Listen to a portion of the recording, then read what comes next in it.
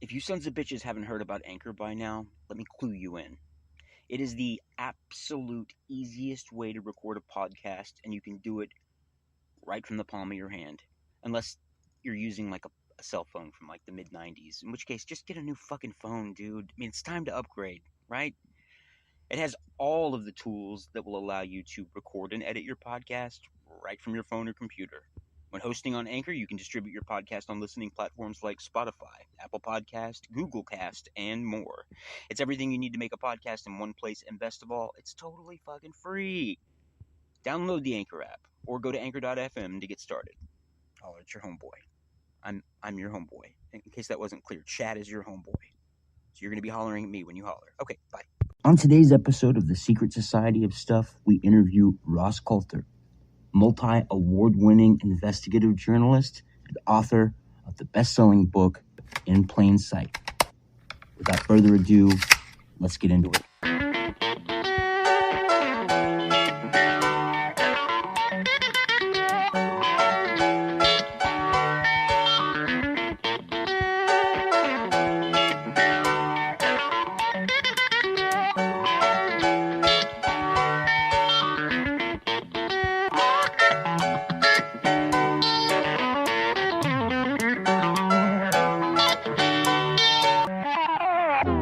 Can you hear me now?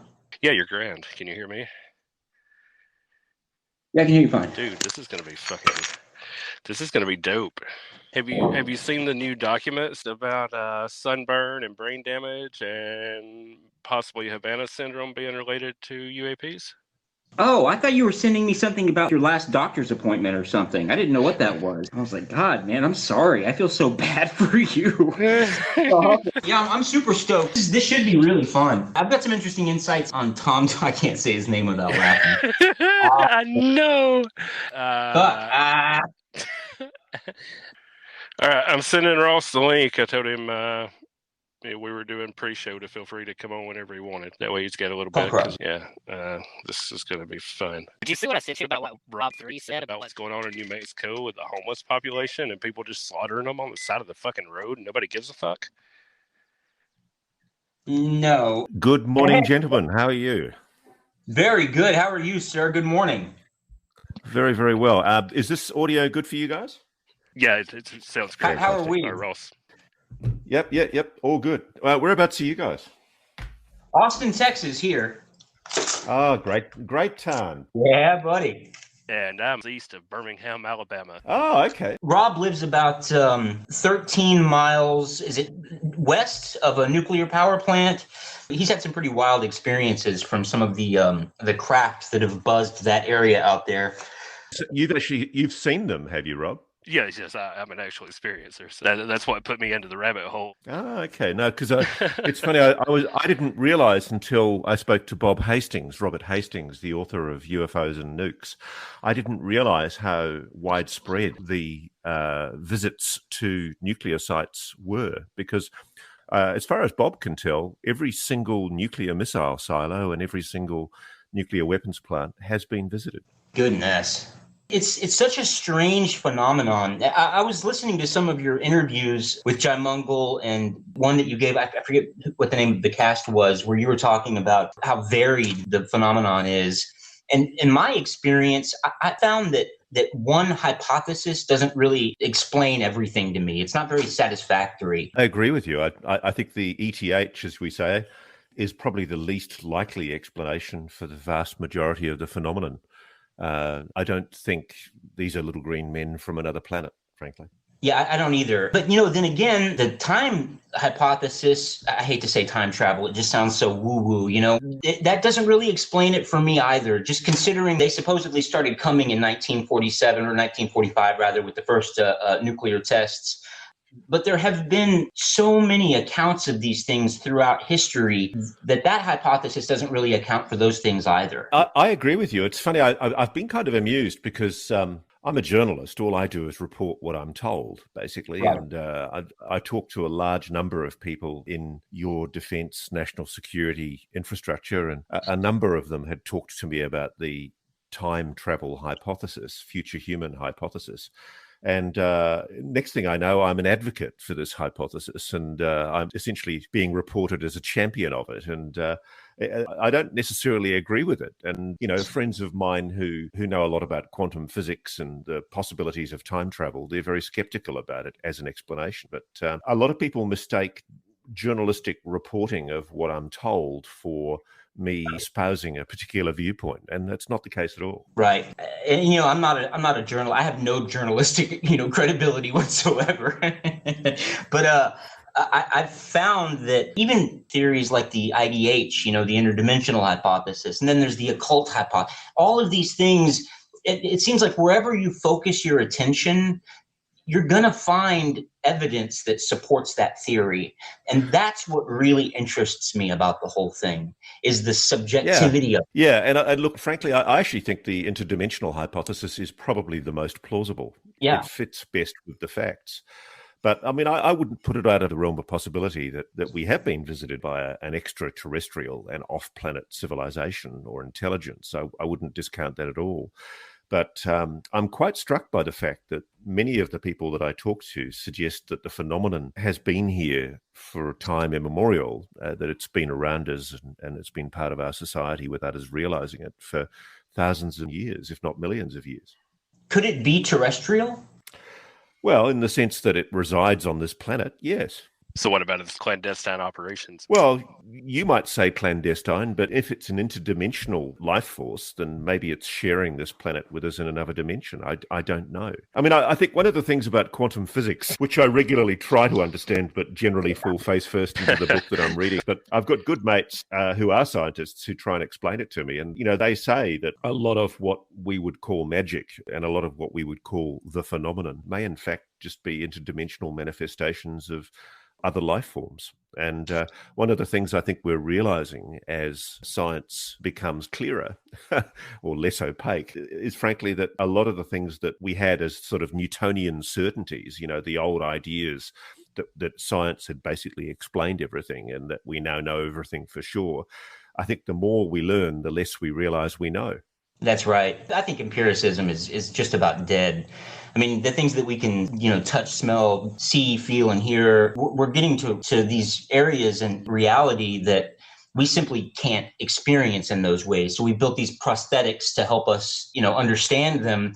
It's starting to get a little scary, to be honest with you. Well, the thing that I find interesting as a journalist is all through my career, I've been really struck by the way that science likes to be declaratory. It likes to assert that the certainty is over. For example, the science of global warming. I mean, we're constantly being told that the settled science, that essentially the mathematical models that are used to predict global warming have made it very, very clear that, we're headed for an apocalypse unless we do all we can to reduce fossil fuels. And the reality is that if you actually look at the science shows that, yes, we should be doing all we can to reduce our dependence on fossil fuels, because frankly, it doesn't make a lot of sense for us to be still using ground up dinosaurs to drive our machinery. But the reality is that the mathematical models aren't certain and that they are, in fact, very vague, and that a lot of the predictions that have been made about global warming have been completely wrong. But science persists, I think, in trying to assert authority by asserting certainty where there is no certainty. And one of the things that fascinates me about quantum physics is that we're still getting our brain around things like the double slit experiment with quantum physics, where something can be both a wave and a particle. And whilst quantum physics has been able to prove, using the double slit experiment, that it is possible for light to be both a wave and a particle, nobody yet has been able to explain the physical manifestation. How? And it's really interesting because we've gone from all of those Newtonian certainties where at the end of last century and the turn of the 20th century, we were being told that scientific certainty was now upon us and that really all of the great questions in physics had been resolved. We now realize that's not the case at all. So I think, frankly, the reality is that we're looking at a situation now with UFOs, UAPs, where there is a phenomenon. It's real. We don't know if it's extraterrestrial. We assume, I think on the basis of evidence, there's overwhelming evidence that it's intelligent. I'm actually making this note during editing. I was listening to this and I thought, how is it intelligent? I mean, are we ascribing intelligence to something that is simply playful, like a dog is playful? Are we in fact anthropomorphizing ourselves onto something that is so inhuman that we can't even comprehend its form? These are questions that I've had for quite some time, and I don't have an answer for them. I mean, it's possible that they're intelligent, and I don't mean to suggest that they're stupid or that they're animals and should be treated as such. I mean, we really need to treat our animals better, eat more vegetables. It's clearly technologically superior. Modern science has had its head up its ass for much of the last 70 years trying to avoid discussing the issue. And now the evidence is so overwhelming, frankly, that even the mainstream media has still got the blinkers on. They're still reluctant to engage in most cases. And the interesting thing is that slowly but surely science is being dragged to the reality that there is indeed a phenomenon that's real that cannot be explained yet. And I find it interesting as well that the scientific method, the engine which drives science, it was never meant to prove anything. It has one goal, and that's to disprove anything that isn't what it set out to find, which is the ultimate reality. But again, I'll tell you, I think the scientific method, whilst I applaud it, I think it's a great thing to have a discipline with how we objectively prove things. The scientific method, frankly, is a big steaming pile of bull dung. It's rubbish. Ultimately, the pompous assertions that are made by many in science that there is this method that everyone agrees on as a way of establishing reality, as a way of essentially proving a phenomenon. If you apply the scientific method to UAPs, the existence of UAPs would have been accepted long before the Pentagon finally was pushed into a corner and forced to admit it in July last year. I just have a bee in my bonnet about the scientific method. I think that as a journalist, I've learned the way that science allows itself to be politicized. And I think there are a lot of the gatekeepers in modern science who, frankly, have their heads up their asses on UAPs. They are reluctant to acknowledge the reality that is there right under their noses. It's why I called my book In Plain Sight. I agree with you, Ross. In fact, I think that it's become more of the political method than the scientific method, to be honest with you. I mean, I really do. And I think science is often used to shut down public debate in Australia. I mean, I had a Roads to Carthage moment myself as a journalist when I looked at the science of global warming. And I rang the Australian members of the Intergovernmental Panel on Climate Change, the IPCC. And one of them, John Zillman, admitted to me that he was a global warming skeptic, that he didn't agree with the science. Hang on a moment, you're one of these 1001 or whatever it is concerned scientists who are regularly being parroted by the different green groups as a person who unequivocally supports the theory that the world is headed for catastrophe with global warming. And he said, well, nobody asked me. Oh my God. And it's interesting because I've done that research and I've spoken to people all around the world who are members of the IPCC who privately and publicly admit that they are skeptical about the claims that are made by mathematical algorithms that are used to predict weather, which frankly just can't, because our mathematical models in our computers are nowhere near being able to predict something as complicated as a weather system. And whilst I unequivocally support the idea that we should be running a Manhattan-style project to develop nuclear fusion or alternative energy systems, the biggest priority on the planet right now should be finding a way of providing energy cheaply to everyone on the planet. I rather suspect that, yes, it is true that there is a kind of a coterie of fossil fuel producers that are essentially protecting their nest by discouraging further research and investment in alternative energy systems. But the bullshit that's spun about renewables and the idea that renewables are going to be a solution, there is no fucking way that wind power is going to solve the world's problems with energy. It's weird.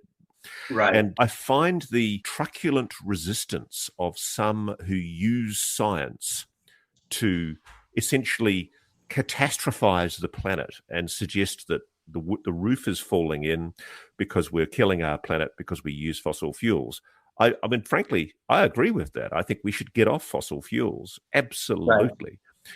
But you can't just dismantle an industrial society that's been created in the last 150 years and expect that you can walk away from that without having an alternative energy system. And, it's the dishonesty in science that I find unscientific. Yeah, there's definitely bias in the one place where there shouldn't be bias, and that's in the scientific community. Do you remember what his specific hang-up was over the data?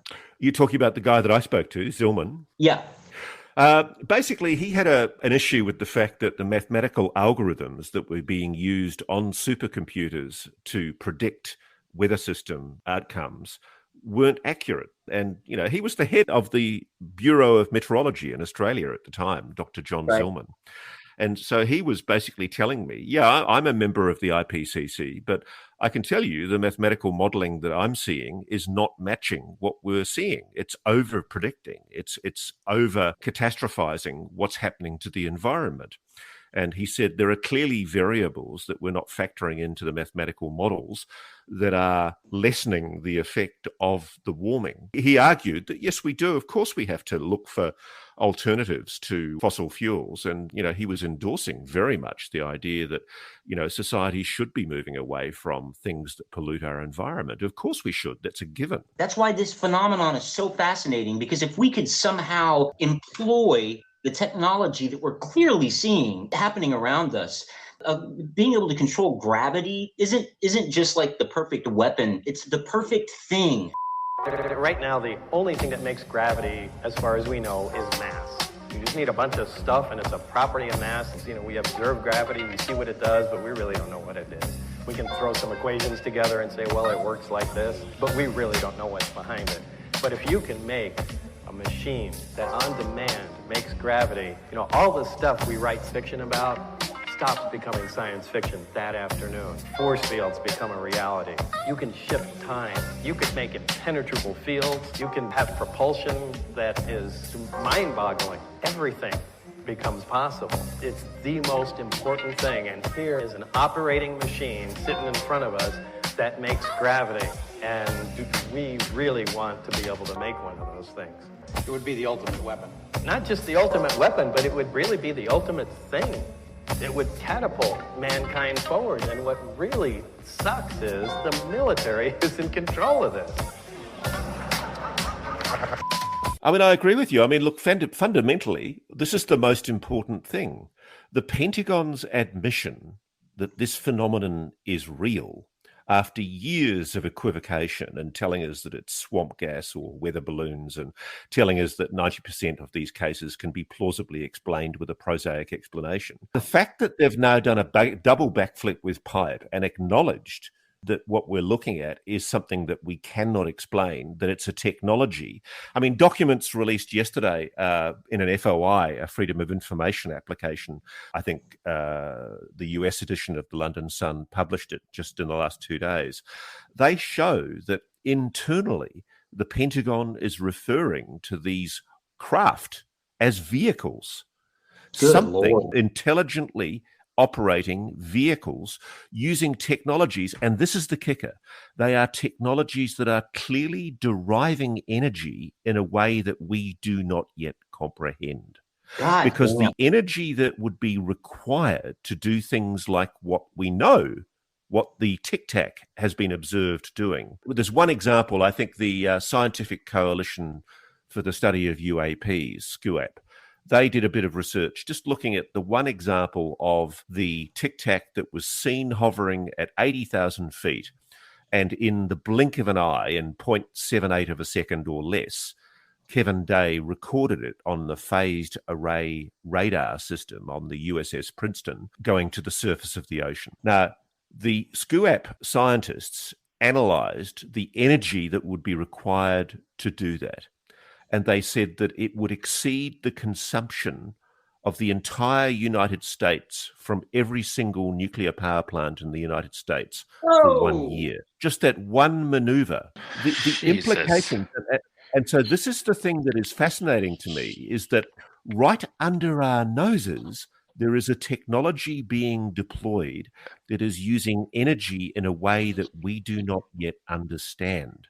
And this is where I think the mainstream media is largely dropping the ball and failing to understand the implications of what the US Pentagon, the most powerful military on the planet, has admitted.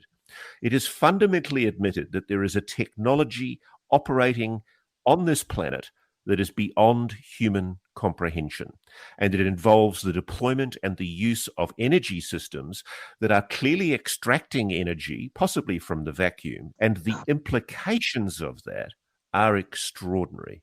What is the single most unsettling thing you've heard about this subject? The malevolence, the potential malevolence of whatever this phenomenon is. So I do a podcast with a guy called Bryce Zabel called Need to Know, which I'll also shamelessly plug. Great podcast, by the way.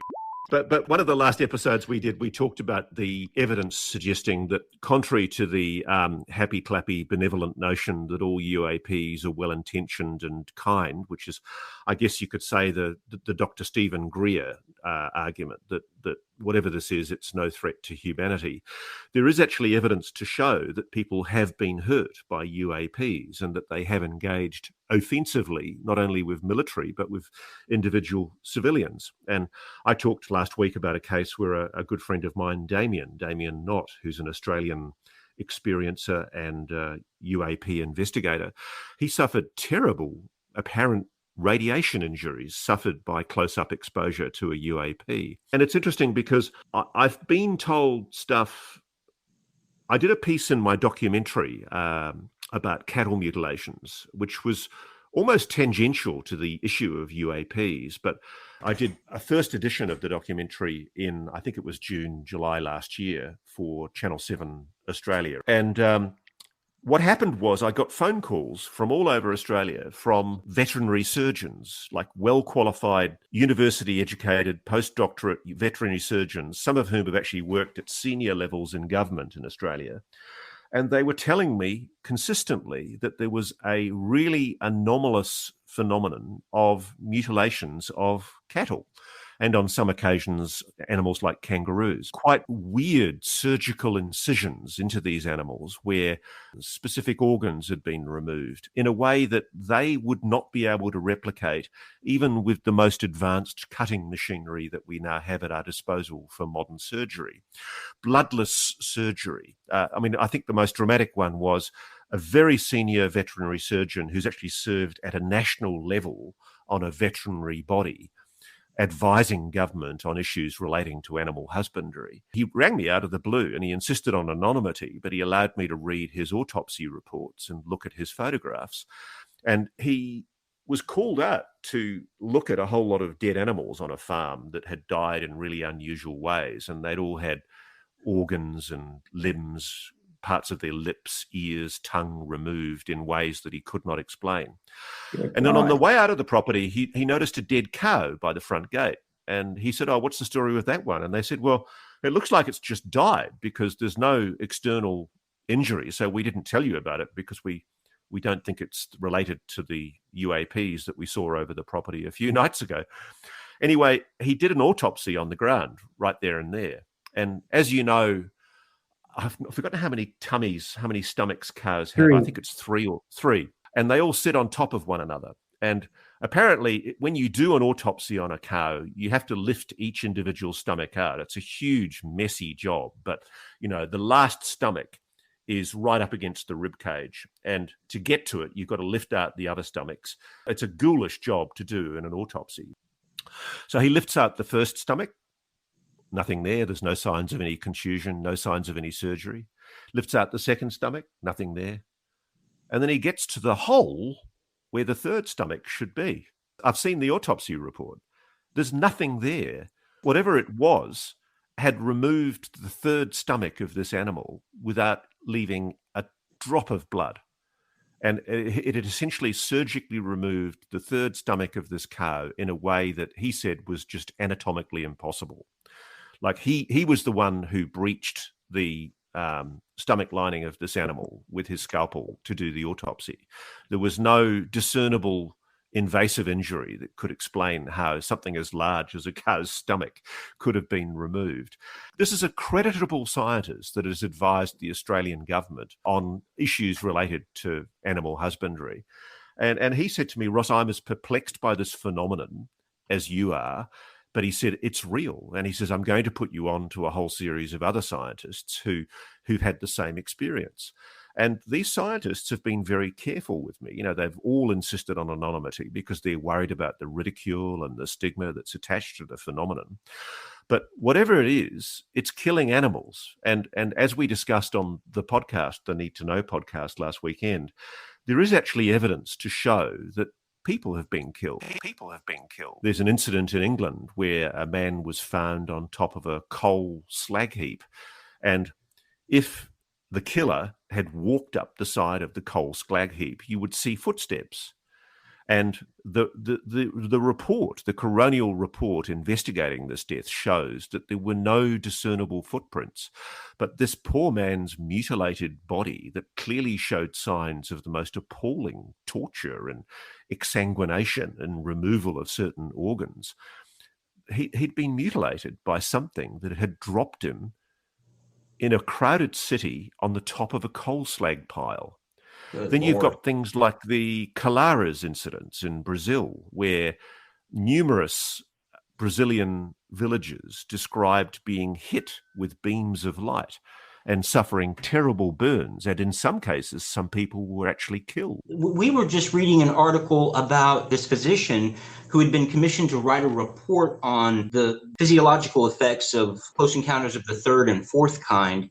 And he said that like 1 in 10 die within 5 years, and the remaining suffer what can only be described as the same symptoms as the Havana syndrome. Is this Dr. Kit Green you're talking about? Is it, Rob? I believe it was Kit Green's. Yeah. Kit Green's Yeah. I mean, Kit Green's the former head of the CIA's Weird Desk. He's the guy that used to work in the Central Intelligence Agency handling the weird shit that no other part of the agency wanted to look at, essentially. Right. Yeah. And you know, he's a highly credentialed, extremely well-respected doctor who has done a lot of work. And yes, you're right. He's been doing work very recently into the Havana syndrome. Probably, he hasn't said which agency, but again, probably at the request of the CIA. But there's a bit of ambiguity about what he and another doctor, Professor Gary Nolan from Stanford, have been talking about. They've been doing a collaboration looking at this issue. But in some cases, people who have described close-up experiences with UAPs, with the phenomenon, have been observed by Gary Nolan, Professor Gary Nolan at Stanford University, to have enhanced caudate putamen in their basal ganglia of their brain, which essentially is a positive thing in many ways. It suggests that there might actually be a genetic difference for people who are more prone to having these experiences of contact with the phenomenon. But what Kit Green has also talked about, and Gary Nolan has also alluded to this, is that as well as the subset of Havana syndrome patients who've died from exposure to what appears to be some kind of beam technology by a state-sponsored actor, probably the Russians, the interesting thing is that there are also people who've died in a similar way from exposure to UAPs close up. And just to come back to the question that you asked me, you know, what's the most sinister and disturbing thing? I've spoken to people in the defense and intelligence community who've admitted to me that they have had weird paranormal experiences where after their exposure to what they would call, if you like, a classic UAP encounter, Right. They've had, I suppose you could call it, ghost-like experiences where they've, I mean, some of this is on the record, actually. Some of these people have spoken to George Knapp and Colm Kelleher for their book called Skinwalkers at the Pentagon. And there's a thing called the hitchhiker effect, where people who'd been to the Skinwalker Ranch, particularly people who'd been at the sharp end of combat, they were followed home by the phenomenon. And in one case, an alleged werewolf or whatever it was, some kind of dog-like creature in the back garden that scared the living daylights out of them. I mean, it's that stuff that, you know, even though I find it confronting and I feel a little meek about talking about it with you because I'm reluctant to associate myself with it because it sounds so completely off the wall and loopy. Right. Yep. You can't dispute it. There is something paranormal that is associated with UAPs. And that's the scary thing is that it somehow overlaps our subjective reality and spills over into that part of the world that everybody can see. Yeah. No, I agree. It is.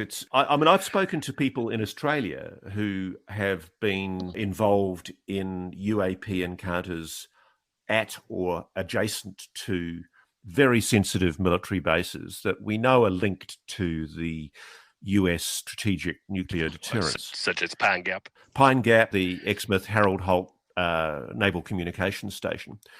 And when you push these people, they're not just saying they've seen UAPs, you know, strange, anomalous orb-like objects. They're really freaked out by the fact that they're also seeing paranormal phenomena, weird shit. And I don't think you divorce one from the other. I was just wondering, Ross, if you're familiar with Chris Bledsoe and the Fayetteville incident and high level of government-involved people who've met with that family. Yeah, look, I am. I've actually had a brief conversation with Chris and with Ryan, and at some stage when I go to the US, I'd love to go and see them and experience what they've experienced. I've also spoken briefly to the theologian Professor Diana Walsh-Pasulka, Right. who's taken a close interest in the Bledsoe case. And I was also fascinated. I'm very interested in a guy called Hal Povenmire. He was a guy who worked in NASA and became fascinated with UFOs, so much so he ended up writing a book called UFOs and Alien Abduction Phenomena. It's a scientific book that I really recommend people read because he was essentially one of the top NASA rocketry scientists. He was, Florida educated. He ended up working on the NASA Apollo missions, Apollo 8, Apollo 10, Apollo 11, studied space technology. And I find it fascinating that he became a very close friend of the Bledsoes and took a close personal interest. And it was his groundbreaking work that I think led to the CIA taking an interest in the Bledsoe family. I don't know what to make of the case. I'm not in a position yet to be able to make a value judgment about whether or not what I find about their story is credible, because I'd like to see it for myself. Because Ryan and Chris are, I understand, deeply religious, they see it through the prism of their Christianity. I mean, maybe one of the things about the phenomena is that we perceive it in the way that our belief system and our cultural values allow us to perceive it. I'm not sure that what people are seeing with their eyes is necessarily what it is. One of the things I'll point you to is something I write about in my book, but you can also find references to it online, called Slide 9. Slide 9 is a series of PowerPoints that were found on Chris Mellon's webpage that were clearly used by the people in the Pentagon investigating UAPs to brief a very senior official in the US Defense Department about the UAP issue. And I suspect it was at the time that they were trying to get special access program status, and they were knocked back by the gatekeepers inside the Pentagon. And it eventually led, I think, to the disbanding of that particular investigation. But one of the things that they wrote on one of the slides, which was the 9th slide in a PowerPoint, was that the phenomenon, whatever it is, has the capacity to meddle, to influence human perception and consciousness. And it suggested that fundamentally these objects, whatever they are capable of psychotronic weaponry, capable of manipulating human perception. And so if what people are seeing all around the world is a craft, like we're seeing lenticular metallic discs, why is it that 150 years ago across the continental USA, when there was another wave of weird sightings of anomalous objects in our skies, people weren't seeing lenticular discs. They were seeing ships. Airships, literally vessels being held aloft by balloons. Things that I think were just remotely plausible within the belief system of people of that time. And then if you go back further in time, medieval England, people saw weird orb star-shaped objects hovering overhead, sort of tubes, tic-tacs, dare I say. The Bible described wheels within wheels. Right. So what I'm suggesting is that there's a phenomenon that has been seen throughout human history and recorded by humans and seen and perceived, but perceived in different ways. And that's where I'm going. I don't necessarily know that what we're seeing is the metallic lenticular disc. See, that reminds me, anyone who search video, I've been talking and I can't hear anybody. Oh, no, can you hear? No, you're good, Ross. Can you hear us? Well, I guess that's it. Yeah, we can hear you, Ross. I'm sorry, my headphones audio had died. Did you get what I was just talking about? Because Yeah, we did. Oh, good. Fascinating as hell. I was mentioning after you finished that people should check out the Carl Sagan video where he discusses the fourth dimension and tesseracts. That how the Flatlanders can only perceive what this fourth dimensional object is using their own senses. That seems like a pretty good, again, another point for the IDH hypothesis. Yeah, I mean, one of the analogies that I like is that essentially we're like fish in a fishbowl. And periodically we see this weird phenomenon that manifests itself at the top of the bowl, but we don't really understand it. And we try and explain it with what we have. And frankly, I think slide 9 is probably the closer to what we're going to get eventually. That essentially, yes, there is technology behind all of this because it has to be capable of being scientifically explained, no matter how complex and how weird and paranormal sounding it is. But I think the least likely explanation is that it's nuts and bolts engineering. I think that it's fundamentally linked into human consciousness. And I'm increasingly drawn to the idea that it's interdimensional. And I'm also not excluding the possibility that it may, in fact, be humans from a future time period.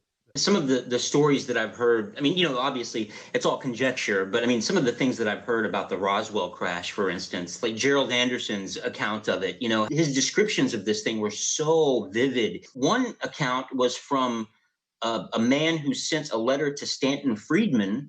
He said that the DOD eventually theorized that they were powering the craft through some form of, I don't know, psycho-telekinetic energy or something like that. I mean, you hear all these different stories and you really don't know what to think. I mean, Lou Elizondo was a disinformation agent, wasn't he? Well, look, everybody who's worked in counterintelligence uses disinformation, but I think it's slurring Lou Elizondo to basically say he was just a disinformation agent. I'm very sure Lou Elizondo was a patriotic and remains a patriotic and extremely dedicated American citizen. Frankly, I'm just tired of the bullshit for a lot of people who keep on trying to pull the guy down. Dr. Greer in Third Phase of the Moon, just released this new documentary. I'm sure it's all about smearing Lou's reputation. Look, I mean, the bottom line is I do think that there is an agenda inside the US government. I mean, there's absolutely no doubt in my mind that there are officials in the United States government who know a damn sight more than they're prepared to let on publicly about the phenomenon. I mean, the public has been misled. You've had 77 plus years of the public being told, frankly, that this phenomenon is all BS. Get on with your lives. Treat it all with ridicule and stigma and contempt because it's just rubbish. Anybody that looks at the UFO, UAP issue as a tinfoil hat crazy, these can be plausibly explained. Trust your military, trust your government. Believe us when we say this is all nonsense. And yet we now know privately, behind the scenes, they were lying. There's no other word for it. They were lying. And the interesting thing about this is that it is technically illegal after the Watergate hearings after the findings that were exposed during Watergate of CIA COINTELPRO operations against the American public. It was actually mandated by legislation, and this is something that Lou Elizondo says repeatedly, and people don't understand it. It would be a crime for him to be committing disinformation against the American public. I talk all the time to people in intelligence services around the world. It's part of my job as a journalist.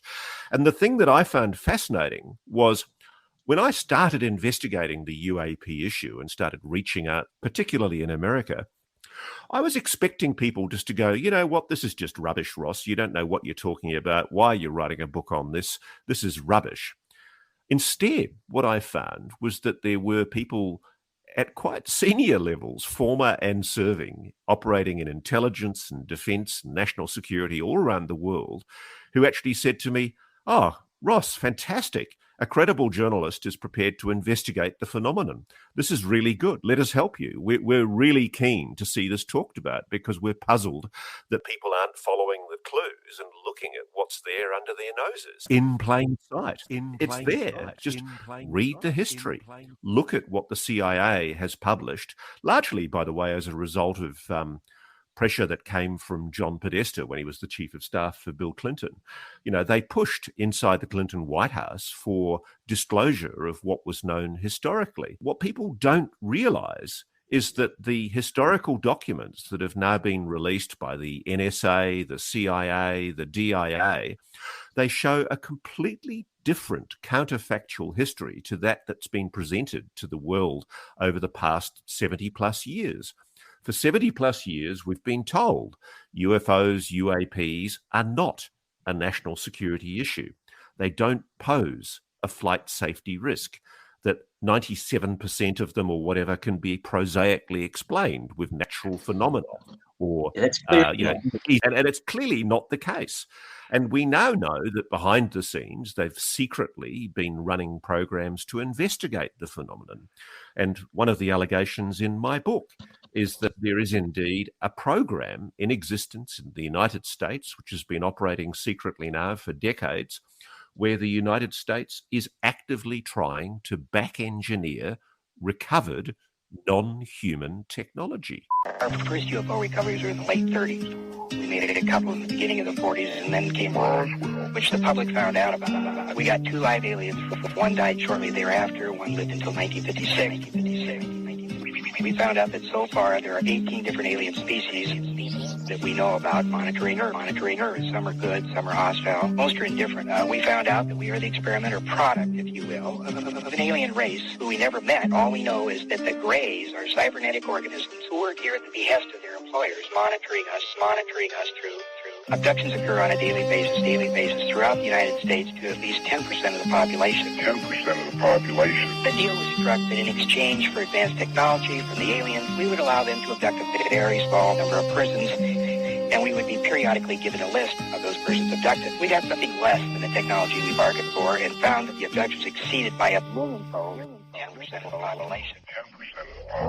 What we had naively agreed to. In 1954, President Eisenhower met with a representative of another alien species at the Iraq Test Center, now called Edwards Air Force Base. This alien suggested that they could help us get rid of the Greys, but Eisenhower turned down their offer because they offered no technology. Shortly after this, it was determined at meetings between the U.S. and Russians that the situation was serious enough that a Cold War should be manufactured as a ruse to divert attention of the public away from UFOs and towards some other threat, the H-bomb.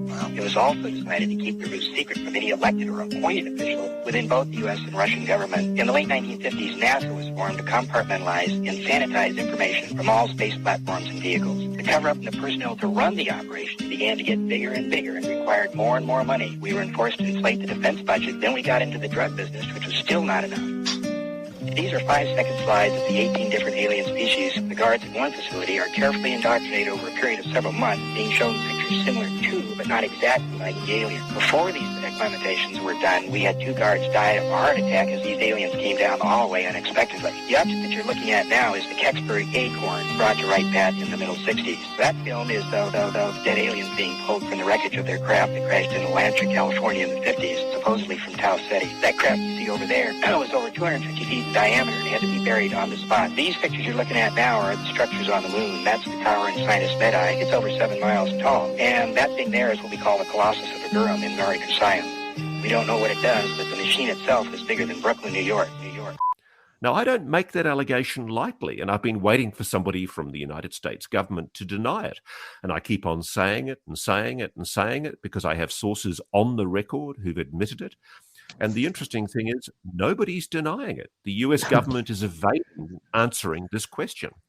Has it recovered non-human, alien technology?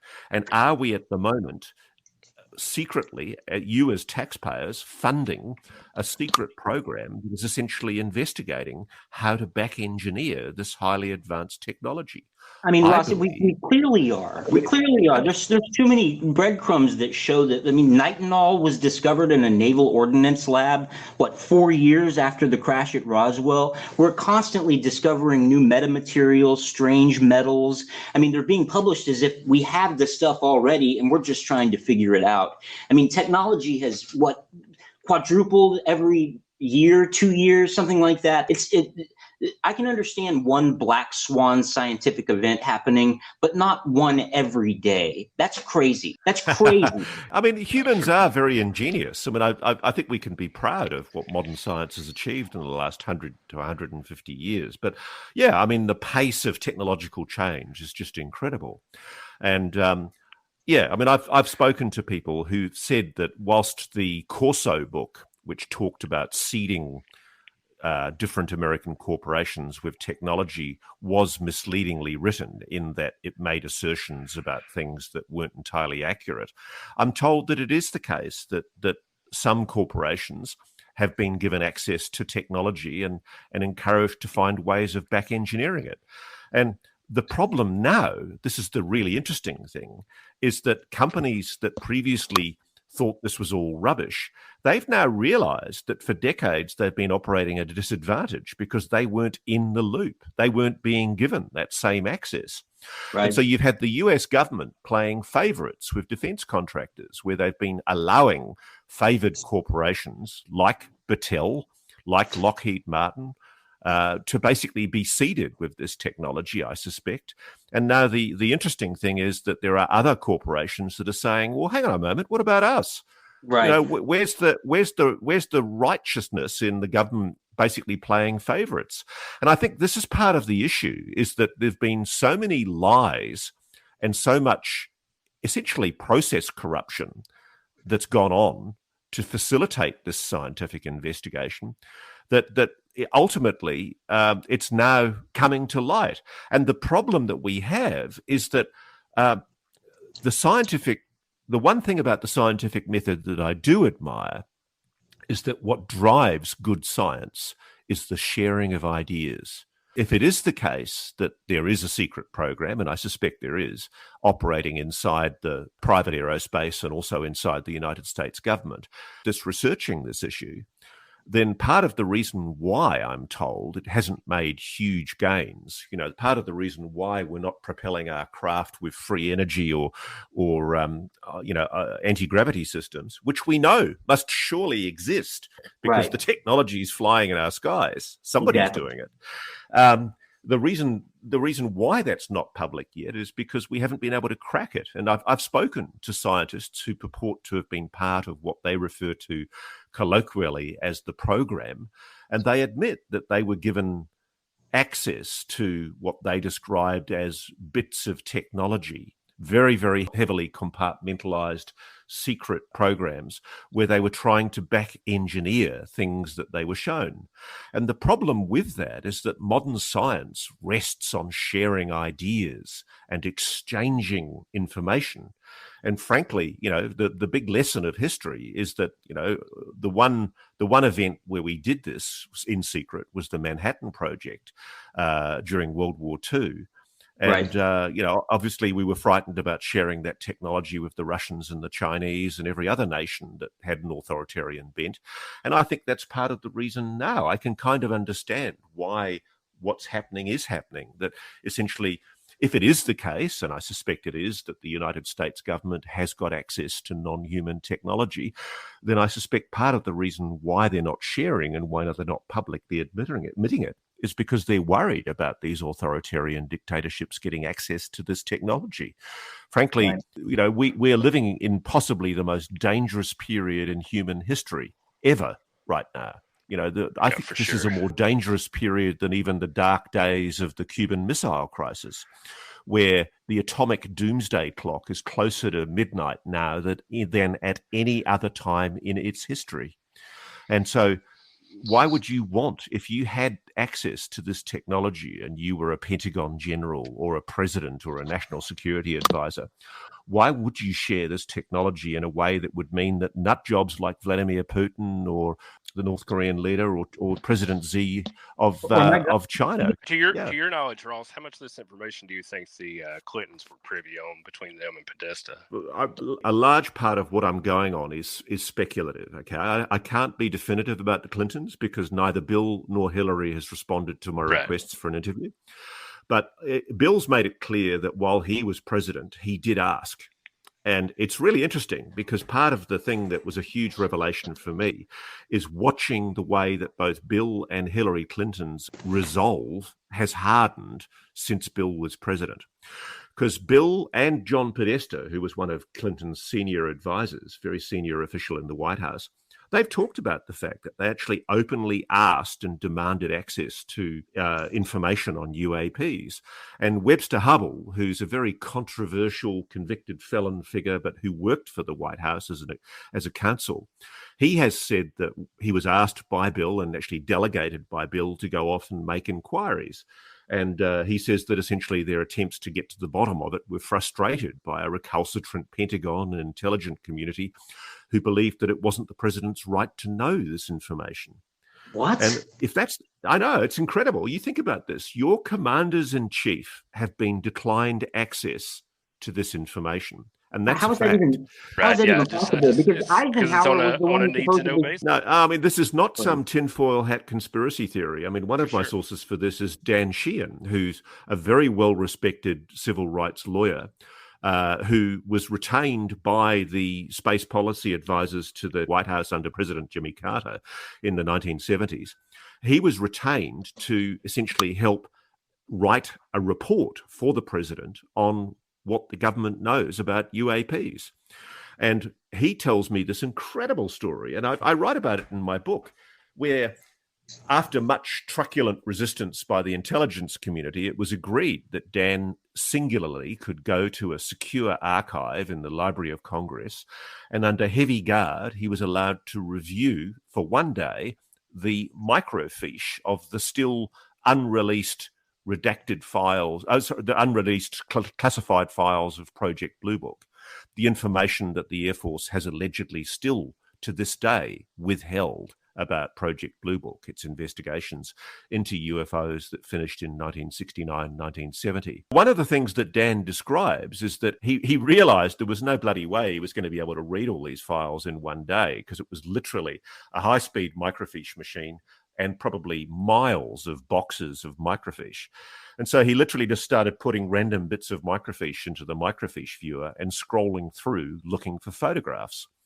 He puts in one microfiche, nothing there, no photos. A second microfiche, nothing there, no photos.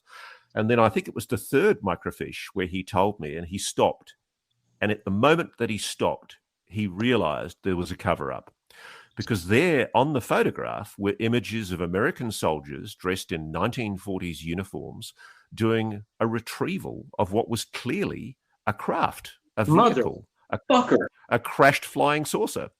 Now, Dan has gone on the record on this on multiple occasions, and I have confronted the people who retained him to write these reports, because the crucial point that he makes, and I say this in the book, and I put it out there waiting for somebody to contradict me, waiting to say, oh, it's wrong, it's complete nonsense. Nobody has. And one of the people that was involved in this was a woman called Marcia Smith, who was the space policy advisor to President Carter. She's now working in a private institute called the Space Policy Institute. Now, she was the one that, with Dan Sheehan's assistance, wrote the reports that went to President Carter. But Dan says that before the reports went to Carter, he was shown a copy of the final reports. And you know what? The president wasn't told what Dan had seen in the archives of the Library of Congress from Project Blue Book. What? The president wasn't told.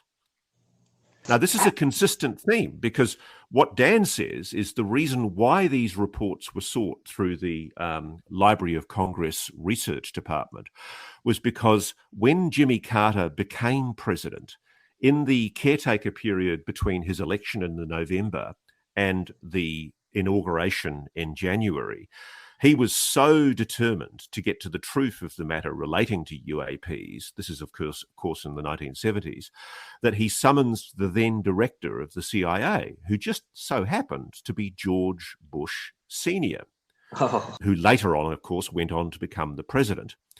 He was asked by President Carter to give him a briefing about what the US government knew about UAPs.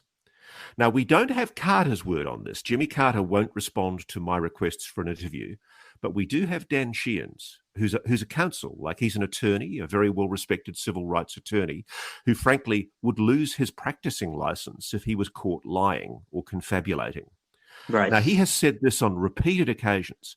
He says that he was told by Marcia Smith, President Carter's space policy advisor, that George W. Bush point blank refused to give his commander-in-chief a briefing on UAPs. God.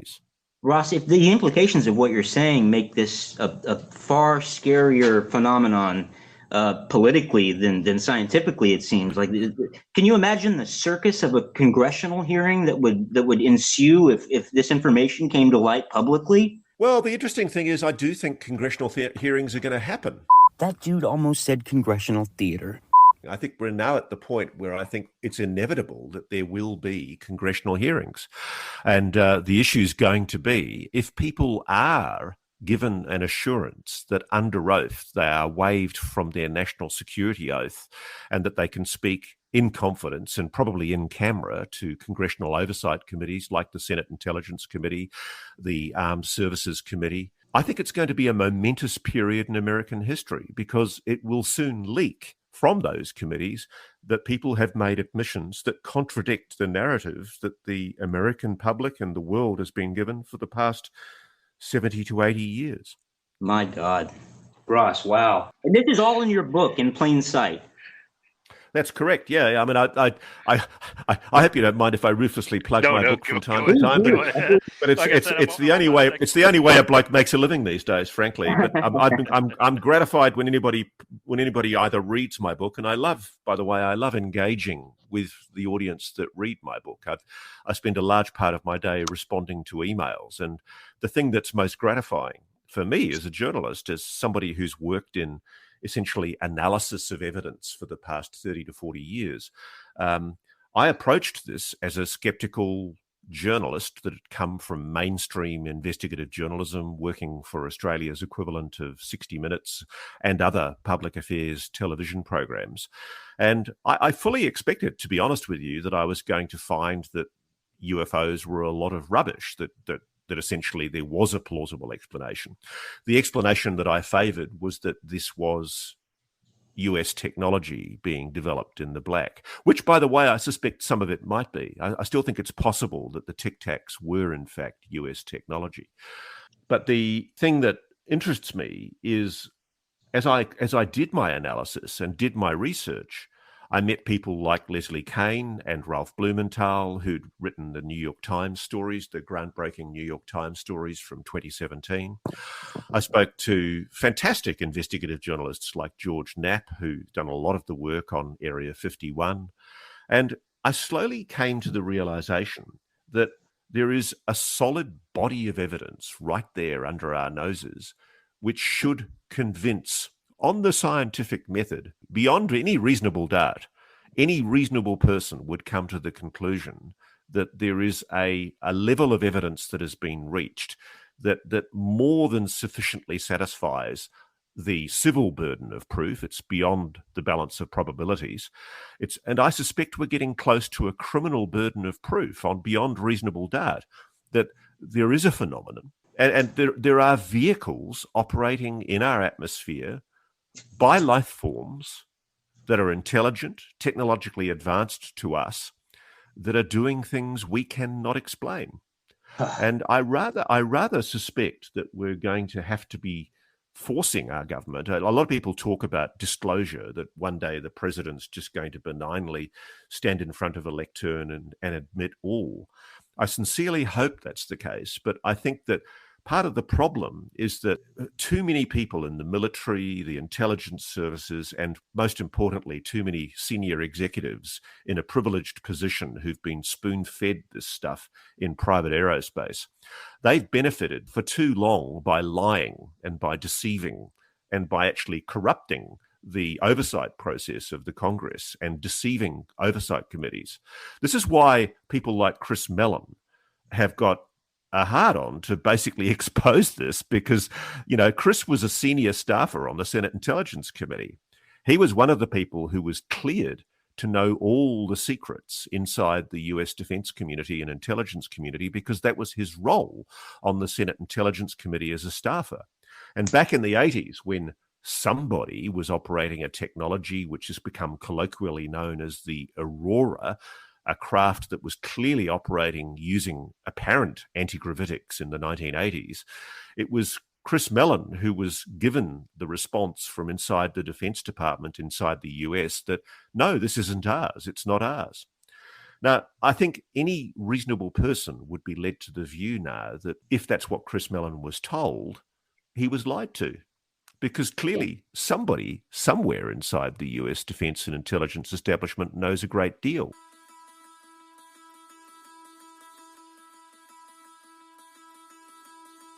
I think the idea that we're going to get disclosure and we're going to have a patrician president standing up at a lectern telling us solemnly that the truth really is out there and that we really have been visited by alien life forms, I don't think that's ever going to happen, Officialdom will be dragged kicking and screaming, only with aggressive investigative journalism, only if people like your listeners start demanding and making this a political issue.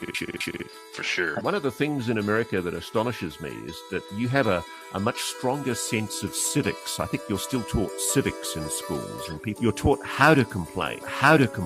You're taught how to use your political leadership. A lot of the Commonwealth countries like Australia and New Zealand, people just meekly accept what government tell them. They put up with ridiculous secrecy laws. They put up with ridiculous restraints on access to information. And the great thing about America, the thing that makes me very positive for your country, is that whilst you've had a few lunatics running the asylum for a while, you've still got a solid base of people who understand constitutional democracy. You have rights, freedom of expression, you have rights for access to information, you have rights to essentially find stuff out. And so what I'm saying is, I don't think disclosure is just going to happen. Disclosure is going to happen if and when the American public start asking for it and start shaking the cage and saying, the truth is out there and I've got a damn right to know.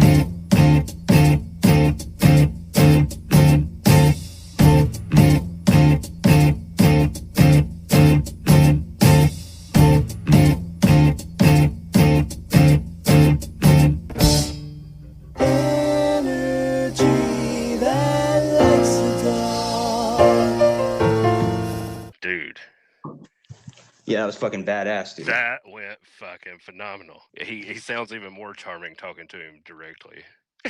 I've got a man crush on him. Yeah, dude, really, really incredible dude. You know, when you left for a minute, he told me, he said, God, man, that Rob, he's a really great guy. He sure is handsome. He definitely did not say that because I didn't leave you for a minute. I've been plugged in. Yeah, that was fucking awesome. I still didn't get to ask the fucking, why Tom DeLonge? Well, here's what I was, the point that I was trying to make is that I was reading about Adamski, and all those contactees where it seems like, why would they pick this fucking hillbilly? It's like, what the fuck is going on here? and then suddenly the U.S. No. DeLonge's family was tied in. I don't know if you heard me and Anthony Ross Kennedy talking about it that one time. DeLonge's mother maybe was a Fed, or one of them was inside the government anyway. Is it true? I don't know. I haven't fact checked. I got my phone right here in front of me. Let's see. I don't know. Here's something about Tom DeLonge taking his pants off. I'm getting there. Hold on. Good Lord. God damn it. Personal. I hate LinkedIn. What the fuck is all this shit? God. Well, let's get off. Let's get off this I'm line. looking at this. Hold on. I'm looking at this Tom DeLonge parents thing. Oh, yeah.